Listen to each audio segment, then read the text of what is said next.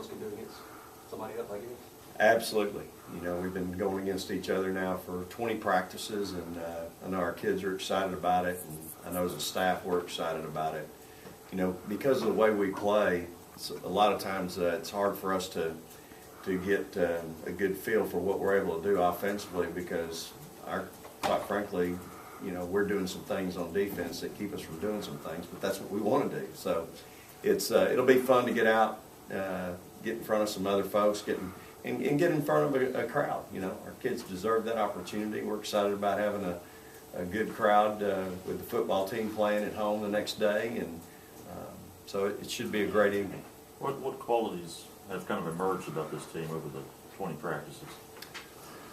Well, I think that youth, you can always talk about youth in a negative way, but for us, we've really tried to accentuate that as a positive. These kids are hungry. They want to please.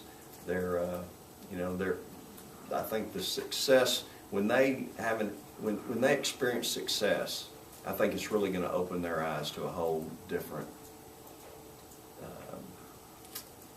a different thing for them, because none of these kids have been the it player.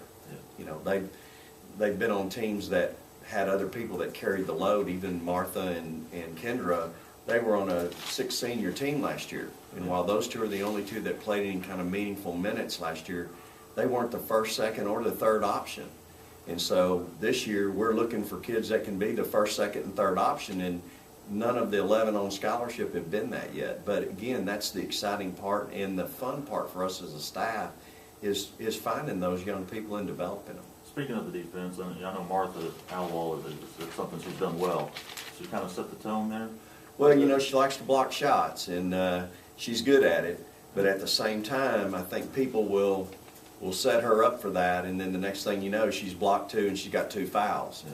And so it's real important for us that we continue to work with her and teach her to stay out of those situations.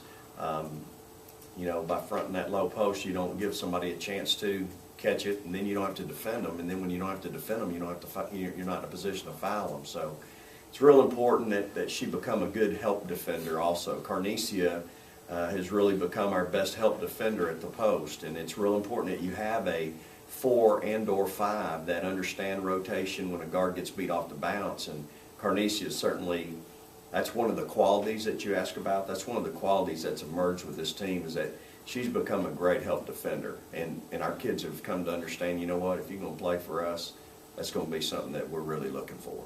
Has she been back in practice the past few days? Kid's tough. I got to give it to her. She's been dragging that leg around and hadn't, you know, she looks like she hurts, and she's out there, whereas some kids wouldn't be out there. So I gotta tip my hat to Carnesia.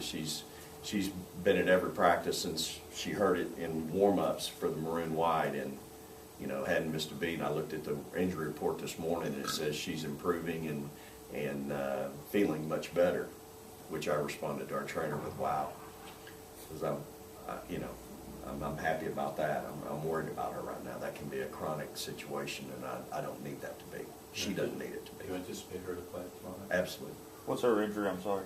Remind me. She's got a patella that slides in and out. It doesn't completely dislocate, but it goes to the edge, and it's Yeah. extremely painful. What you need? Boy, I'd lie if I told you. I think it's her left. Okay. Yeah. So. You commented you've been practicing for 20 days, and you've said a couple of times that you haven't done anything for 21 days in a row to make some habits. Is tonight the habit start to be made? Well, tomorrow night or tonight? I think 21's the minimum. But I tell you this, we had a good workout yesterday. I saw some good things. I saw our kids doing some things that we hadn't necessarily been doing every day, and so again, when we can start putting those together, 2, 3, 4 together, that's when you're making progress. The thing about a young, inexperienced team is that it's hard for them because of their lack of maturity. And I'm not talking about them individually, personality-wise. I'm just talking about a mature basketball team. When you have a young team like we have, that maturity level and the ability to stack good days is hard. And so for us right now, we're trying to stack. We talk about it in conditioning. You got to stack back to back to back whatever you're doing to develop that conditioning. Well, we got to stack days in practice where we put good days back to back to back together so that we can start to understand and feel good about what we're doing and that it becomes a habit.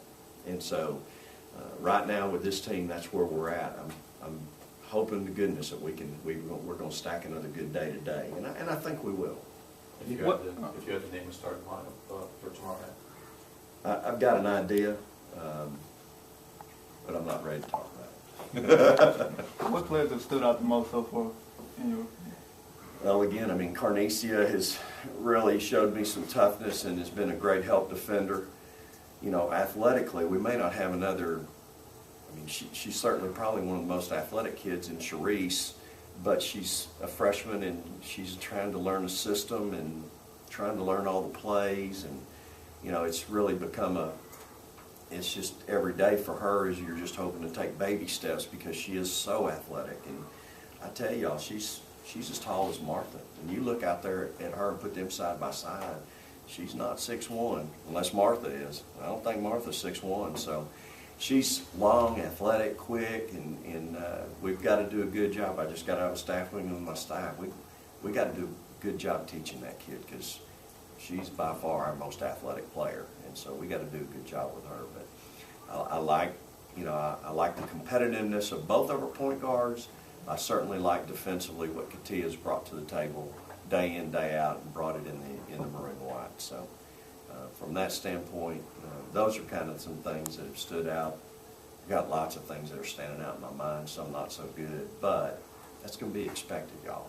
So we just got to keep working at it. You mentioned Kendra, not the top option last year, looked pretty good as a freshman. Is she ready to be that star player? Well, I don't know. The answer to that question is I don't know. I wish I could say yes, but if I said yes, that would mean she's doing it every day in practice, and unfortunately right now she's not. And so, but if I had to tell you who is, we don't have that person yet that's every day dominating practice. I told her yesterday, I said, you know, you're welcome to jump in the middle of this anytime and take over. You know, be somebody that every day is going to dominate us. And because I think skill-wise she's got that capability. But again, you're talking about a young player. She's just a sophomore. And she was on a team last year who had many other options.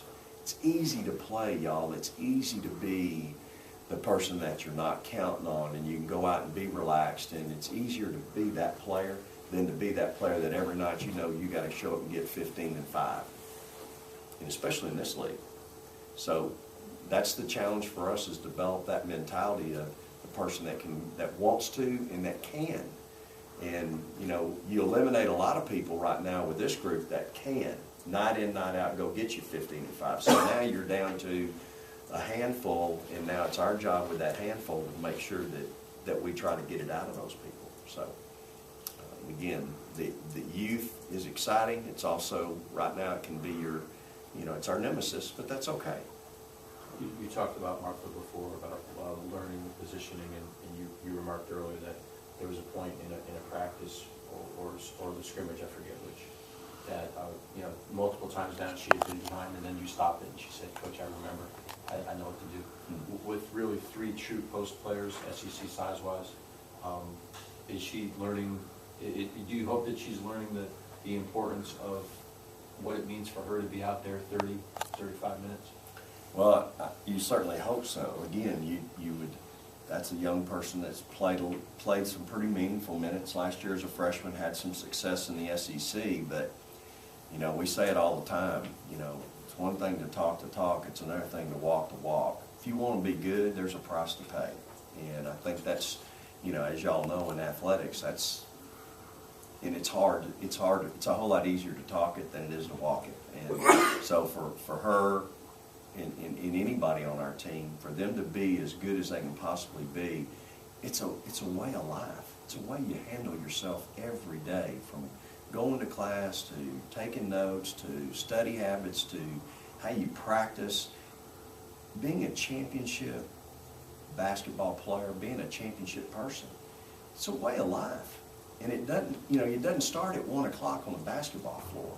And so for us as coaches, we're we're teaching that, you know, not just teaching from 1 to 4. We're trying to teach 24/7 to these young ladies and develop a mindset of what it takes to be successful. Because again, at the end of the day, yeah, we won't win basketball games, but at the end of the day, when we send them home with a degree from Mississippi State, I want them to be championship people. I want them to be corporate leaders. I want them to be those people that what they learn from the game, what they learn from our staff, they take out into the world and they become, we talk about this all the time, you want to impress me, you want to impact me. I want them to impact the world. I want them to impact the state of Mississippi. And so, again, right now, when we're talking about basketball and impact players, we're trying to develop that mindset. And with a young team and inexperienced players, you know, that can be a challenge. And so that's where we are right now. That's the challenge we have right now with our team. I know you're busy and Rick Ray's busy, but I didn't know how much y'all might communicate. Maybe, I don't know if you would share information on how to get these programs off the ground or just simple encouragement. Y'all talk much? You know, we do. We don't talk a lot because we both got our own things going. We were in the plane the other day and went going to SEC Media Day and had a chance to visit a little bit. And I think we both got a lot of things going that are similar, you know, and at the same time, we certainly got our own worries and concerns, but, you know, we just don't have time right now between him recruiting, me recruiting, and coaching our teams. We don't have a whole lot of time to set aside every day to see each other. And, you know, in passing every now and then we'll take 5 and visit and share probably one story from the day or from the week. But, you know, we're both very, very busy and both certainly have our own teams, our own challenges. Any other questions?